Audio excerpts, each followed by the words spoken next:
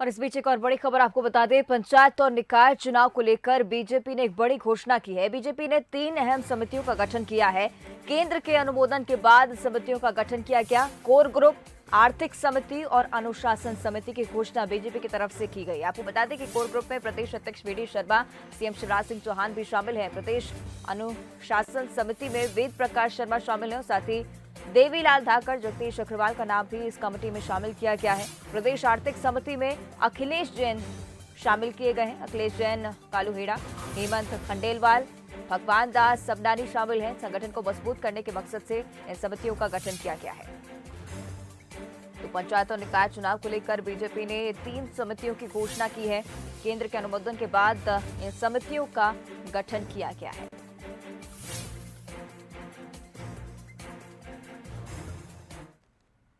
और अधिक जानकारी इस पर हम लेंगे सहयोगी आकर्ष शर्मा हमारे साथ फोन लाइन हमारे साथ लाइव बने हुए हैं। आकर्ष, आपसे हम जानना चाहेंगे अब कोर स्ट्रैटेजी बीजेपी की क्या होने वाली है। 3 समितियां गठित की गई हैं, लेकिन क्या भूमिका इनकी पंचायत और निकाय चुनाव में रहेगी, ये आप विस्तार से समझाइए।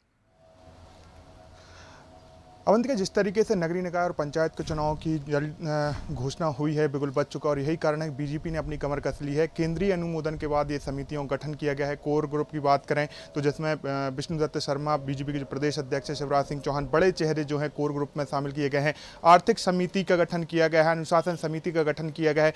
साफ तौर पर स्पष्ट है कि अनुशासन समिति का भी गठन इसलिए किया गया है कि सत्ता और संगठन समन्वय के साथ किस तरीके से आगे बढ़ सके, क्योंकि कई बार हमने देखा जब नगरीय निकाय और पंचायत के चुनाव होते हैं तो पार्टी के कुछ नेता नाखुश हो जाते हैं, पार्टी की टिकट नहीं मिलती है। तो यही कारण है कि त्रिसूत्रीय ये समिति का गठन केंद्रीय अनुमोदन के बाद किया गया है। तो इसका उद्देश्य यही है कि जो पार्टी है उसको नगरीय निकाय और पंचायत के चुनाव में कैसे जीत दिलाई जाए।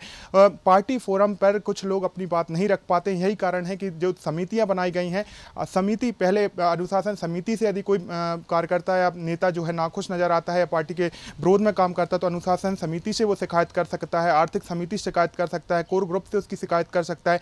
टिप्स की बात करें तो अलग अलग समिति अलग अलग समय पर अपनी बैठकें करेंगी, उसमें लोगों को जो कार्यकर्ता है उनको टिप्स देंगी, जिससे नगरीय निकाय और पंचायत चुनाव में जो है पार्टी मजबूती के साथ खड़ी हो सके। और जो लगातार हम देख रहे हैं कि बीजेपी दफ्तर में बैठकों का दौर चल रहा है, यही कारण है कि इससे पहले जब समिति का गठन किया जाना था तो केंद्रीय नेतृत्व तक पूरी जो रूपरेखा है बनाकर पहुंचाई गई थी और उसके बाद ही जो है कोर ग्रुप की जब वहां से अनुमति मिली उसके बाद कोर जो तीनों त्रिसूत्री जो समिति है उनका गठन किया गया। उद्देश्य यही है सत्ता संगठन मजबूती के साथ किस तरीके से त्रिसूत्री चुनाव में बीजेपी को जीत दर्ज कराए, उसी को लेकर यह महत्वपूर्ण समितियों का गठन किया गया है।